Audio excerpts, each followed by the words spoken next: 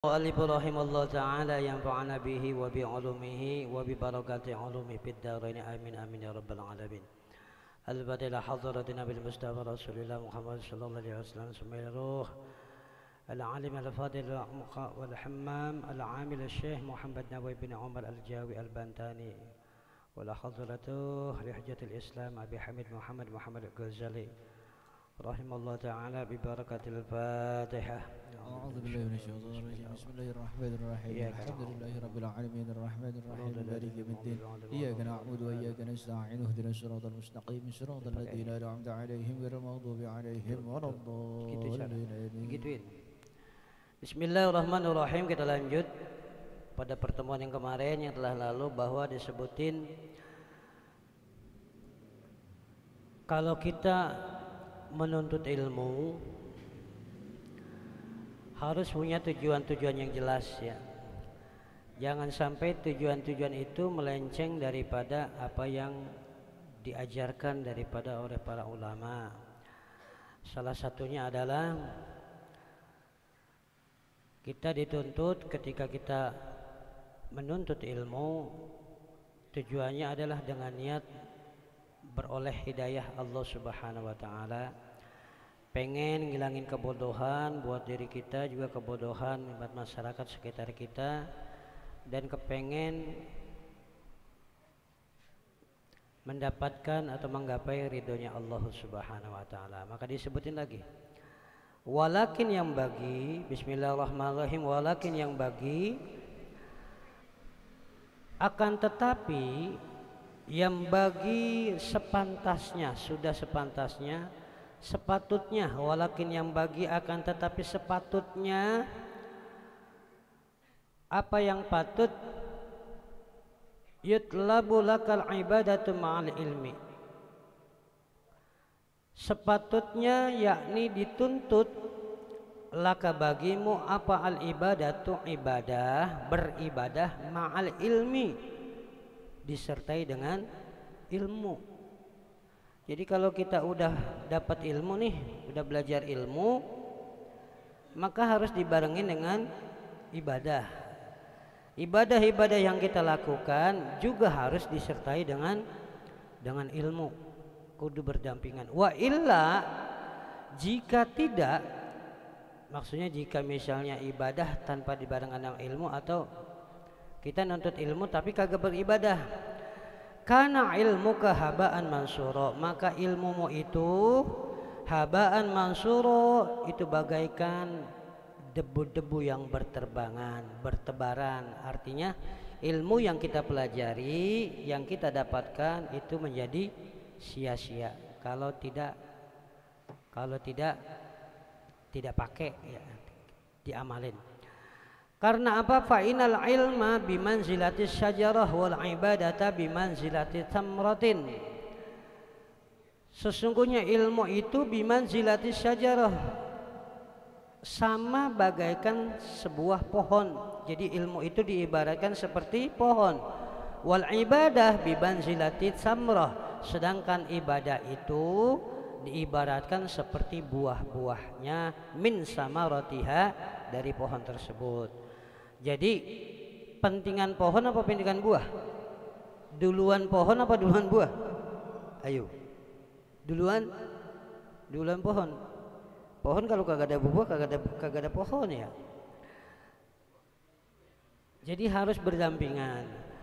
Ilmu diibaratkan seperti pohon, ibadah diibaratkan seperti buah. Artinya ilmu-ilmu yang kita amalkan itu nanti ada buahnya, ada hasilnya. Pohon-pohon kalau kita tanam, kita pupuk, kita pelihara, pasti ada hasilnya. Jangan yang pohon banci kagak buah-buah. Pohon banci tahu nggak? Kan ada pohon wadon, pohon lanang, ada pohon banci.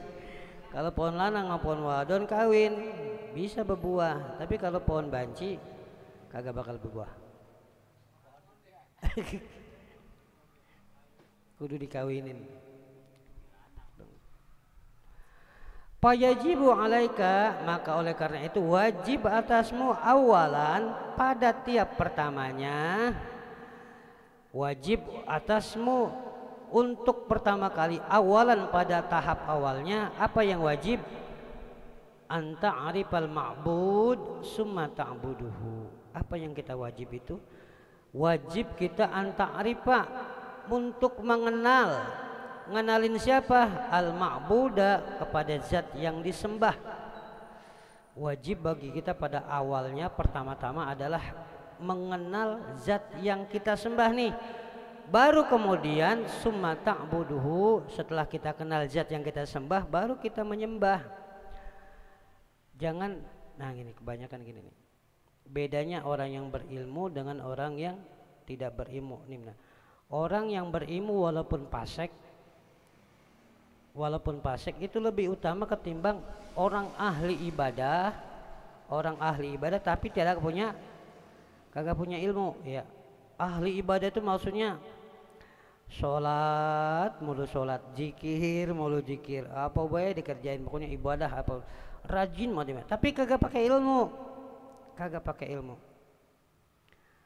Khawatirnya kalau orang kayak gini nih, orang yang rajin ibadah, ahli ibadah tanpa melalui ilmu, tanpa punya ilmu, gampang banget yang namanya disesatin sama si setan, sama si miing. Gampang banget tuh digodain, gampang banget disetan. Nih misalnya gini nih, kita belajar zikir nih, contoh kecil aja, belajar zikir. Melalui zikir banyak sebab-sebab, banyak efek-efek yang akan kita dapatkan dari zikir. Salah satunya mungkin adalah ketika zikir nih, kalau orang yang tanpa ilmu ya, ketika zikir dia banyak dalam khayalannya, dalam imajinasinya banyak didatangin sama syekh, wali-wali Allah, kata dia bukan. Didatangin sama syekh ini, datang sama wali ini, lagi sama ini, semuanya pokoknya. Nah lama kelamaan kalau udah mengena tuh godaan pertama ngena begitu, lama-lama datang dah wujud daripada benda-benda yang berwujud melalui perantara setan, berwujud suara dan mungkin lain sebagainya. Ntar ngomong ke ahli ibadahnya, udah kamu mah nggak usah rajin ibadah, ngapain sih capek-capek amat gitu. Tuhan mah udah ngampunin lu, nggak usah ibadah lagi gitu. Tuh bujukan pertama gitu. Kalau tanpa didasari ilmu, orang yang kayak gini besok nih kalau habis dengar kayak gitu nih, alhamdulillah saya mau udah bebas, udah nggak boleh beribadah, udah dibebasin sama Allah, udah nggak bisa beribadah lagi. Orang saya kemarin habis diomongin sama Allah gitu. Ngomongnya begitu. Nah itu tanpa ilmu. Tuh orang yang ahli ibadah tanpa ilmu tuh gitu. Ini ngapa sih bocah? Apa sih? Sini. Tuh begitu tuh. Beda sama orang ilmu walaupun dia fasik, walaupun dia ahli maksiat, tapi berilmu ya. Cuman emang salahnya dia punya ilmu tapi kagak dipakai ilmunya. Walaupun dia orang fasik tapi dia ahli ilmu. Contohnya begini. Misalnya Ade udah ngaji bertahun-tahun di pondok, udah puluhan tahun, pulang ke kampung kegoda sama teman-temannya minum-minuman, narkoba gitu, segala macam kono maksiat. Nah ketika ditemuin misalnya si Ade nih pulang jalan, misalnya lagi mabuk, lagi sempoyongan, pulang jalan ketemu sama sosok makhluk misalnya, ketemu ada, digodain nih si Ade nih, Ade lagi mabuk karena kesadarannya nggak ada, digodain. Ya lu Ade, jauh-jauh lama-lama lu mondok pun akhirnya begini ya. Mendingan lo nggak usah mondok kalau gitu, mendingan kayak dulu aja begini, yuk ikut saya gini begini, dia aja segala macam. Pikiran kalau orang udah mabok, pikiran orang kalau udah dipengaruhi suara-suara seperti itu, maka antenan gitu perkara. Karena si Ade rupanya dulu ada dasarnya, pernah mondok, pernah belajar ilmu, menolak batinnya. Jadi yang sosok tadi nemuin itu apa berupa wujud syekh, apa berupa wujud wali, apalagi ngaku-ngaku Tuhan apa malaikat gitu. Lah si Ade walaupun dia tukang mabok tapi dasar ilmunya udah ada, kagak percaya gitu. Lo kan ini apa malaikat bisa ngomong sama gua, kan begitu nanti akalnya. Loh kenapa Tuhan bisa ngomong apa? Itu penolakan secara akal seperti itu. Itu dasarnya karena udah didasarin dengan ilmu, walaupun tukang mabok. Nanti mah mudah-mudahan orang-orang yang kayak gitu nih yang udah didasarin ilmu itu nanti sadar dewek, sadar kembali, insaf kembali. Nggak pakai diaru-aruin, nggak pakai dibilang-bilangin, nggak pakai diajak-ajak lagi, nanti tahu dewek. Orang yang lebih tahu dia sama kita gitu. Nanti sadar sendiri. Seperti itu biasanya orang-orang kayak gitu yang biasanya ilmunya banyak tapi masih suka maksiat, itu cuma lagi nyari inian, lagi nyari jati diri kayak gitu tuh. Banyak orang kayak gitu biasanya. Nyari jati dirinya siapa? Biasanya karena pergolakan dari dalam hatinya. Pencarian jati diri, pencarian kebenaran itu biasanya karena pergolakan dari dalam hatinya. Apa begini emang begini gitu. Pembuktian orang begitu maunya. Nah kayak gitu. Ahli ibadah yang tekun beribadah ketimbang orang fasik yang berilmu. Itu kalau lagi di masjid nih misalnya nih, kan pernah dulu ketika Rasul Shallallahu Alaihi Wasallam masuk ke dalam masjid Madinah, Rasul itu nemuin dua orang. Yang pertama lagi ada orang sholat, yang kedua ada orang tidur. Yang lagi sholat ini ahli ibadah, cuman ahli ibadahnya kagak punya ilmu. Yang kedua ada orang lagi tidur, kerjaannya tidur di masjid tapi dikit-dikit punya ilmu. Nah kemudian dilihat sama Rasul, ternyata yang lebih disukai, yang lebih didemenin, ditongkrongin, digodain sama iblis sama setan itu yang lagi sholat, bukan yang lagi tidur. Maka bertanya Rasul, apa sebabnya kok kamu lebih suka orang yang ahli ibadah ketimbang bukan godain orang yang lagi tidur? Orang yang lagi ahli ibadah itu saya lebih senang godain dia, karena walaupun dia ahli ibadah tapi bukan ahli ilmu. Kalau orang yang lagi tidur, walaupun dia tukang tidur tapi punya ilmu, itu setan aja begitu ngakuin. Ya, setan aja ngakuin seperti itu.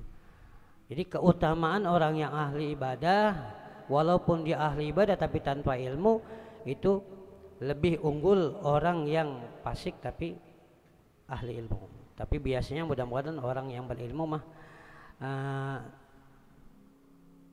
ini hanya biasanya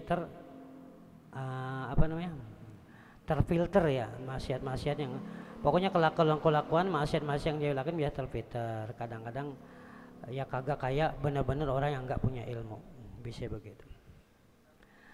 Fayajibu alaika awalan an ta'rifal ma'bud summa ta'buduh. Wajib atasmu untuk pertama kali ketika kalian menuntut ilmu adalah an ta'rifal ma'bud, lebih mengenal zat yang disembah, yaitu Allah. Summa ta'buduh, baru kemudian kamu menyembah Allah. Makanya dulu kalau kita pengen ngajarin hangat, kadang-kadang orang tua kita bukan salah benar tapi kurang gimana sih, ngajarinya benar tapi kagak pas. Kadang orang tua begini nih, misalnya kalau orang tua dulu kita ya, orang tua kita dulu anaknya banyak, kerjanya main mulu, mau maghrib main. Kadang-kadang orang tua kita dulu nih nyuruh anaknya apa? Udah aja sholat sono, begitu ya. Kagak ada yang pernah kita dengar orang tua kita ngomong udah aja ngaji sono gitu. Nggak pernah. Pasti nyuruhnya sholat. Seharusnya anak tuh diajarin ngaji dulu. Kalau anak udah ngaji baru nanti dia sholat. Orang ya namanya orang dulu memang begitu. Jadi ngikutin tradisi budaya yang ada. Harusnya ke anak-anak kita diajari ngaji dulu baru kemudian sholat. Sama begini, kita kenalin anak-anak kita siapa yang nyiptain kita, siapa yang memberi hidup kita. Baru kemudian kalau udah tahu ilmu-ilmunya, pelajaran-pelajarannya, oh ternyata yang nyiptain kita itu Allah, yang ini selain sebagainya, baru kemudian kita beribadah kepada yang memberi kita hidup, memberi ibadah kepada yang memberi kita napas dan lain sebagainya seperti itu. Makanya wajib buat kita nih sebagai muslim, yang pertama-tama wajib itu mengenal zat yang menciptakan kita, mengenal zat yang disembah. Jangan sampai kita menyembah kepada sesuatu yang tidak kita kenal, sama aja bohong ya. Kita sholat nih kadang-kadang, emang tahu siapa yang kita sembah? Hah? Tahu nggak? Ini pelajaran tauhid nih. Kita sholat nih, kadang-kadang kita sholat rajin banget. Kita tanya tuh orang, emang lu tahu siapa yang lu sembah? Pasti jarang yang tahu dah. Paling jawabannya Allah. Emang lu tahu Allah siapa? Kalau dibalikin terus lama-lama ini muter ya, puyeng dia gitu. Iya begitu. Makanya pelajaran yang harus kita ketemu. Nah, kalau dalam bahasa ini namanya ma'rifat. Kita kenal ma'rifat dulu, baru kemudian kita menyembah Allah gitu ya. Kenalin dulu siapa yang kita sembah, baru kemudian kita menyembah. Jangan terbalik. Kita nyembah sesuatu tapi kita tidak kenal siapa yang kita sembah. Ada yang di sini begitu, sholat jungkang-jungking tapi kagak tahu yang disembah itu siapa. Nanti panjang nih begini, sholat jungkang-jungking kita tidak tahu siapa yang kita sembah itu siapa. Kalau kita udah tahu siapa yang kita sembah, mau tidak mau harus kudu wajib kita juga harus ngikutin aturan-aturan daripada zat yang kita sembah. Kan sering saya bilang, kita misalnya punya aqaid 3 itu ya. Gimana aqaidnya?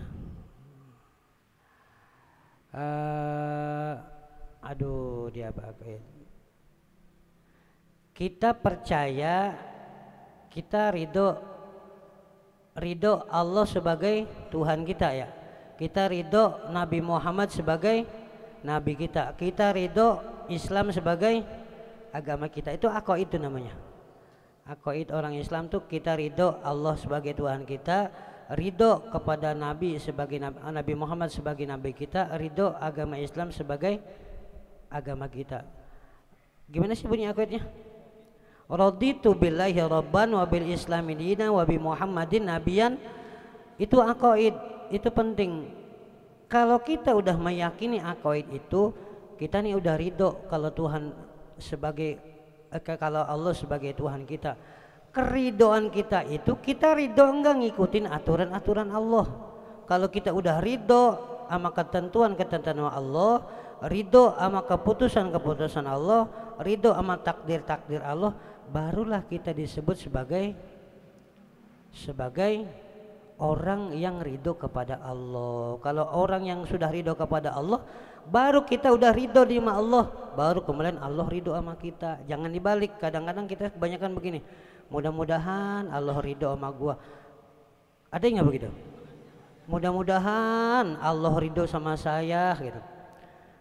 Ngomongnya emang enak begitu. Kalau kita balik, Allah tuh kagak bakalan ridho kalau lu sendiri kagak ridho sama diri lu. Jadi balikannya begitu.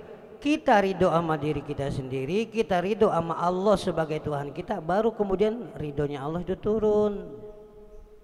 Paham gak maksudnya? Jangan kita menuntut, ya Allah, mudah-mudahan Engkau turunkan ridho kepada kami, ya Allah. Lah kamu aja nggak ridho sama diri kamu aja nggak ridho sama aku sebagai Tuhanmu, gimana aku bisa nurunin ridho begitu ya? Kita ridho sama Allah artinya semua aturan-aturan Allah, semua takdir-takdir Allah kita kudu terima. Itu namanya ridho ya. Ada yang begitu? Kalau kita udah ridho kan berarti kita udah ikhlas nih. Mau diapain kayak sama Allah udah bodo amat, udah ridho kan gitu ya. Logikanya kan begitu.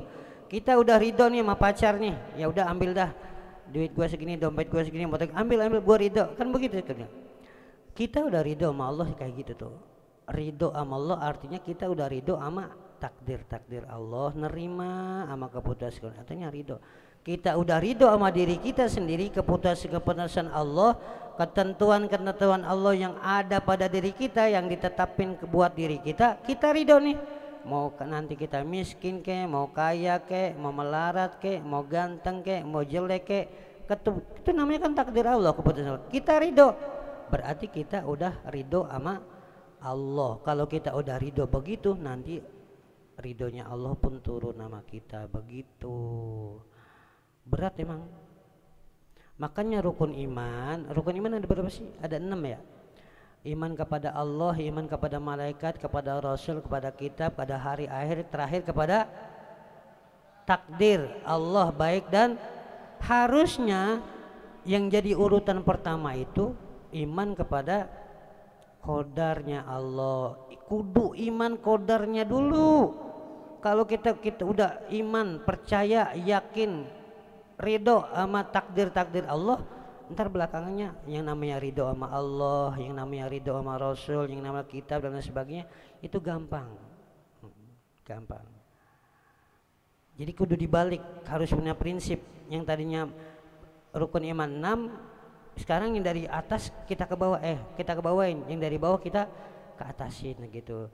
Yang pertama wajib bagi kita adalah kudu percaya iman kepada takdir Allah, seperti itu. Nanti enak semuanya. Nggak ada yang namanya begini, nggak ada yang namanya keluh kesah, nggak ada yang namanya gerutu, nggak ada yang namanya protes, nggak ada yang namanya demo mulu, demo mulu. Tuhan di demo, emang lu siapa gitu? Kalau misalnya demo sama pemerintah wajar, mungkin sama presiden, sama pemerintah, sama ini kita demo wajar. Tapi kalau demo sama Tuhan, lah emang lu siapa? Gue bejek lu gitu. Bujuk lu siapa lu?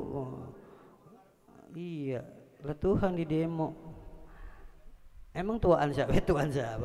Emang yang jadiin lu siapa, kan begitu ya kalau dibalik secara akal. Itu namanya ridho. Kenalin dulu zat yang kita sembah, baru kemudian kita menyembahnya.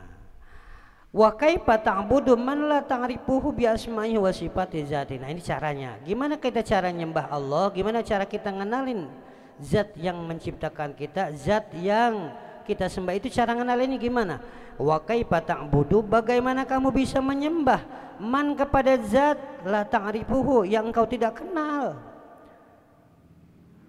bi asma'ihi wa sifati dzati, maka pengenalannya adalah dengan kamu kenalin dulu nama-namanya, sifat-sifat zatnya, dan apa-apa yang wajib baginya serta yang mustahil baginya. Kalau kita kan belajar namanya apa? Belajar sifat 20 itu penting tuh, makanya sifat 20. Sifat 20 bunyinya Allah wujud gitu ya, wujud kidam bako terus sampai mutakalliman itu ada 20. Terus sifat wajib sama sifat mustahilnya ada berapa? Kudu kita pelajarin. Biar apa? Biar tahu yang kita sembah itu siapa gitu. Jangan main asal sembah-sembah baik. Itu maksudnya begitu. Bagaimana kamu bisa menyembah kepada zat yang kamu tidak kenal siapa yang zat kita sembah itu? Bi asma'ihi, dengan cara kenalin dulu nama-namanya. Nama Allah kan banyak ya. Nama Allah ada berapa? Asmaul Husna, itu yang tertera dalam Al-Qur'an itu 99. Selain itu banyak. Jadi nama-nama Allah di luar dari 99 itu banyak. Wa sifati zah, sifat-sifat zatnya. Wa ma yajibu lahu wa mustahil. Kemudian yang wajib, sifat wajib bagi Allah apa? Yang mustahil bagi Allah itu apa? Kenapa kita harus mengenal itu? Kita pelajari itu. Farubbama ta'taqidu fihi wa fi sifati syai'an mimma yukhaliful haqq fa takunu ibaduka haba'an mansura. Kalau bisa jadi nih, bisa jadi selama ini kita meyakini nih, boleh jadi kita meyakini salah satu daripada sifat-sifat Allah itu ternyata bertentangan dengan kebenaran. Kita yakini salah satu dari sifat-sifat Allah, nama-nama Allah itu ternyata bertentangan dengan kebenaran yang kita punya pendapat. Misalnya pendapat kita, Allah kan katanya maha adil, kok hidup saya mah miskin terus, kadang-kadang begitu. Nah ini namanya bertentangan seperti ini.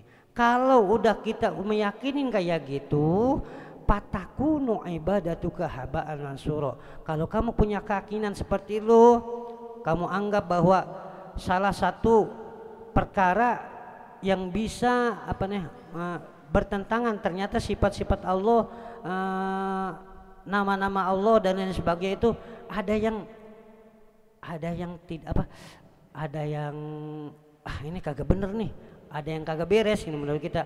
Fatakunu ibadatuka haba'an, maka ibadahmu selama ini kalau kamu punya salah satu punya keyakinan satu aja dari itu, pak ibadatuka, maka ibadahmu yang kamu lakukan selama ini haba'an mansura, seperti ibadahnya debu-debu yang berhambaran. Artinya ibadah kita itu nggak diterima sama Allah karena masih ada satu celah, karena kita menganggap Allah itu cacat, ada kekurangan daripada sifat-sifatnya Allah. Maka jangan seperti naudzubillah, jangan dijauhkan kita dari kayak gitu. Boleh kita berpikir kritis, boleh, nggak apa-apa. Kenapa Allah menciptakan ini begini ya? Kenapa Allah menciptakan itu? Boleh, nggak apa-apa gitu buat percaya. Tapi kalau lah Allah katanya adil, kok begini, nah itu nggak boleh. Ya, itu namanya nggak percaya, protes, nggak percaya sama Allah Subhanahu wa Ta'ala. Wazalika bi anta arifa anna laka ilahan aliman qadiran. Maka kalau kita kepengen lebih lanjut mempelajari, mengenal tentang makrifat atau pengenalan terhadap zat yang kita sembah yaitu Allah Subhanahu wa Ta'ala, anta arifa anna laka ilahan aliman, kamu harus meyakinin, harus mengetahui annalaka, bahwa sesungguhnya kamu ilahan, punya Tuhan, aliman yang maha mengetahui, qadiran muridan hayyan mutakalliman sami'an basiran munfaridan bil qidami an kulli muhdisin. Itu sifat-sifat Allah tuh. Kamu harus yakin, kita harus yakin, kita harus tahu, ngiyakinin dalam hati bahwa Tuhan kita yaitu Allah itu aliman, qadiran muridan hayyan, terus semuanya bil qidami an kulli muhdisin. Dan juga Allah itu terdahulu, Tuhan kita itu terdahulu, jauh sebelum ada seluruh makhluk Tuhan kita itu udah ada. Terus Allah, Tuhan kita itu dari mana? Kadang-kadang begitu ya. Nih misalnya gini, Tuhan itu, Allah itu zat yang terdahulu, kidam itu terdahulu udah ada sebelum makhluk-makhluk. Lah terus Allah yang nyiptain siapa? Kadang-kadang begitu. Ini pikiran orang filsafat tuh begitu. Belajar filsafat di kuliah, orang filsafat tuh begitu, selalu mengaitkan. Terus Allah yang jadiin siapa? Terus Allah nanti tinggalnya di mana? Dan lain-lain sebagainya. Jangan sampai kita pikiran-pikiran kita terbawa ke situ. Kalau kita udah memikirkan tentang zatnya Allah, bisa jadi kufur, bisa jadi murtad, kita nggak ketemu akal kita mah ya. Jadi yang kudu kita pikirin adalah sifat-sifatnya Allah, asma-asmanya Allah, sifat wajib dan lain sebagainya. Kalau zatnya Allah jangan sampai timbul kepikiran, bisa jadi kafir, bisa jadi ingkar, bisa jadi nanti jadi orang jadi orang apa namanya kalau ingkar, orang apa namanya, bukan liberal, ateis itu kagak kenal Tuhan. Emang Tuhan ada bah gitu. Jadi begitu. Ini pelajaran tauhid ya. La syarika lahu muttasifan bi sifatil kamal. Nah, Tuhan itu la syarika lahu, tidak ada sekutu baginya, muttasifan bi sifatil kamal. Tuhan itu tersifati dengan sifat-sifat yang sempurna. Semua kesempurnaan itu punya Allah, punya Tuhan. Kalau ada misalnya di pikiran kita ada cacat sedikit, nah ini yang lagi nih, kadang-kadang kita punya pikiran orang-orang mujassimah, orang-orang yang menyamakan Allah dengan makhluk. Misalnya kayak gini, Allah Subhanahu wa Ta'ala bersinggasana di arsy. Jadi kalau bersinggasana di arsy, kalau orang-orang mujassimah itu mengatakan Allah berarti punya punya tempat duduk. Yang namanya orang bersinggasana berarti orang yang Raja Ayub bersinggasana di tempatnya, berarti Raja Ayub lagi duduk di. Nah, orang-orang Mujassimah tuh gitu. Allah ternyata punya tempat duduk ya. Lagi duduk Allah. Nah, kita tuh nggak boleh begitu. Karena itu udah menyamakan Allah dengan makhluk seperti, atau misalnya Allah menggelar tangannya. Jadi betul-betul tangannya Allah, jadi Allah punya tangan. Seharusnya mah jangan seperti itu. Jadi Allah punya kekuasaan Allah seperti itu dan lain sebagainya. Ada juga nih begini juga. Kalau misalnya Allah itu maha kuasa, kalau misalnya Tuhan itu maha kuasa, maha kuat, maha ini, kenapa harus pakai nyuruh-nyuruh malaikat buat nyabut nyawa, nyuruh-nyuruh malaikat buat apa lagi? Nurunin hujan, nyuruh-nyuruh malaikat buat. Katanya Allah kuasa, katanya Tuhan kuasa. Nah, pikiran-pikiran semacam ini pikiran-pikiran orang Mujassimah. Dikhawatirkan kalau punya pikiran seperti itu nanti bisa menimbulkan ingkar, kufur kepada Allah Subhanahu wa ta'ala. Padahal sejatinya Allah ciptakan malaikat-malaikat itu bukan buat membantu Allah, bukan. Kadang-kadang hanya namanya kita mah karena ilmunya ngopinya kurang dalam, ngopinya kurang kental. Allah punya pembantu katanya, malaikat pembantu. Bukan itu. Emang itu tugasnya malah sama tugasnya manusia juga. Jadi semua makhluk-makhluk Allah emang udah diberi tugasnya masing-masing gitu. Bukan Allah butuh pembantu, bukan. Allah nggak butuh pembantu. Allah mah nggak perlu sama ade mau sholat mau kagak, bodo amat. Ade mau ini ya bodo amat ya, gitu. Mau malaikat mau ini mau dia ini mau bodo amat ya. Semua kekurangan makhluk, semua keunggulan makhluk, sesembahan makhluk semuanya, ibadah makhluk semua itu, walaupun si makhluk kagak beribadah, makhluk kagak bertaat, kemuliaan Allah itu kagak kurang, ketinggian Allah itu kagak kurang, tetap sempurna seperti itu. Jadi jangan sampai kita punya pemikiran-pemikiran, kelintasan-lintasan dalam hati kita bahwa oh ternyata Allah begini, itu namanya kekurangan Allah. Wazawal munazzahan anin nusksoni wazawal, dan Allah Tuhan yang kita sembah itu adalah zat yang tersucikan anin nukson wazawal, dari berbagai sifat kekurangan dan kesalahan.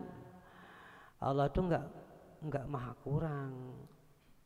Kadang-kadang Allah dikatain begini, dibilang begini, berarti Allah maha, berarti kurang sempurna Allah, kekurangan, kesalahan dan berbagai tanda-tanda kemakhlukan. Semua itu kekurangan, kesalahan, ketidaksempurnaan itu adanya di makhluk, bukan di Khalik ya. Khalik sama makhluk harus beda, jangan disamain. Khalik itu pencipta, makhluk yang diciptakan. Setiap yang diciptakan pasti ada kekurangan, ada kesalahan dan sebagainya. Tapi kalau Khalik, pencipta, itu di atas segala-galanya. Sama halnya kita ini misalnya bikin HP, buatan manusia apa buatan Tuhan HP? Pasti di dalam HP banyak kesalahan, banyak ketidaksempurnaan, banyak kekurangan dan sebagainya. Itu ciptaan makhluk, bukan ciptaan Khalik. Jangan samain ya. Ciptaan makhluk bukan ciptaan Khalik. Wa bima akhbara bin umuril akhirah wa annahu arsala abdahu sayyidina Muhammadan, dan Tuhan yang kita sembah itu telah mengutus seorang hamba Sayyidina Muhammadan, yaitu junjungan kita Nabi Muhammad, bahwa Rasuluhu shadiq bima ja'a bihi minal ahkam. Rasul itulah yang akan datang membawa berbagai macam syariat kepada kita, hukum-hukum kepada kita.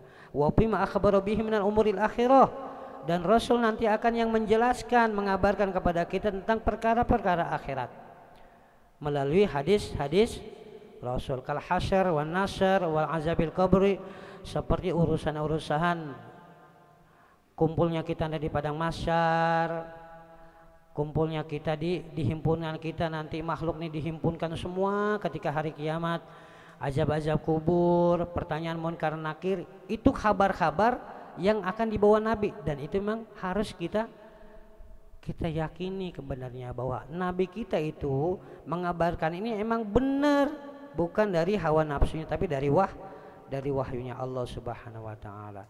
Jadi nanti Nabi itu nanti mencarikan tentang azab kuburnya begini, pertanyaan munkar nakirnya begini, emang ada nanti benar. Persoalan munkar gini, nikmat kubur tuh begini, azab kubur itu nanti ada semua, nanti kita rasain. Kalau nggak percaya mati aja duluan. Kalau nggak percaya mah emang ada. Itu semua itu adalah kabar-kabar, berita-berita yang dibawa sama Nabi kita Muhammad SAW. Dan itu emang udah terbukti, walaupun Nabi kita udah wafat tetap udah terbukti seperti itu. Mati suri lagi di mana? Mati suri mah nggak pernah dibawa sama Nabi.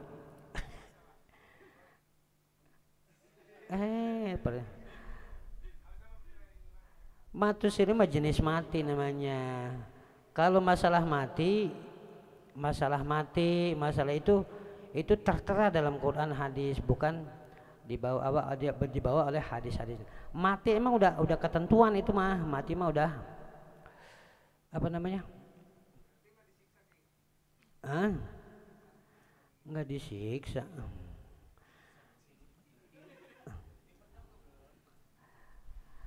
Nabi itu membawa berita-berita tentang berita-berita yang akan datang, kayak misalnya nih pertanyaan kubur, azab kubur, munkar nakir pertanyaannya, timbangan, sirot, jembatan sirot, surga, neraka, terus telaga Kausar. Telaga Kausar itu maksudnya telaga Nabi ya. Syafaat Nabi dan lain sebagainya itu nanti dikabarin dan emang udah terjadi. Nanti emang udah disampaikan semuanya sama Nabi kepada umatnya. Itu berita-berita itu semua itu bakal nanti dialami sama kita manusia terumah umat Islam seperti itu. Dan itu akan benar, bukan bohong. Nabi itu kagak bohong. Pasti itu benar. Mati ini semua juga, kalau mati emang udah qadar atau udah takdir namanya. Takdir dari Allah, bukan berita dari Nabi, tapi langsung dari takdirnya Allah Subhanahu wa taala. Takdir misalnya disiksa apa enggak ya tergantung. Takdir di ini apa enggak ya nanti mati disiksa apa kagak ya tergantung. Nanti di kuburan disiksa apa kagak ya tergantung. Lagi-lagi tergantung kitanya nanti ketika di dunia ngapain. Amal-amal kita yang jadi peneman, bukan jaminan ya. Kadang-kadang kita mah ya lagi-lagi karena ilmunya ngopinya kurang kental. Kadang-kadang kita ngandelin amal nih, sholat yang banyak, beramal yang banyak, sedekah yang banyak, nanti bakal masuk surga. Itu sholat yang kayak gitu tuh. Misalnya ada kiai ngomong kayak gitu, sholat yang banyak, sedekah yang banyak, amal jariah yang banyak, nanti bakal masuk surga. Salah. Amal-amal kita bukan jaminan kita masuk surga. Orang yang ahli maksiat ketika datang rahmatnya Allah, dikasih rahmat sama Allah, bisa masuk surga. Walaupun dia ahli maksiat seumur hidup kagak pernah beramal, tapi ketika lagi mau mati satu hari besok mati, dapat hidayah, dapat rahmatnya Allah, dapat sifat rahmatnya Allah, ternyata dia masuk surganya Allah Subhanahu wa taala. Makanya surga neraka itu walaupun udah di Lauhil Mahfuz udah ditulis nih, si A nanti di surga, si A D nanti di neraka. Ini misalnya deh, ini mah A misalnya masuk surga, si B masuk neraka, udah ditulis tuh. Itu udah ditulis sama Allah Subhanahu wa taala.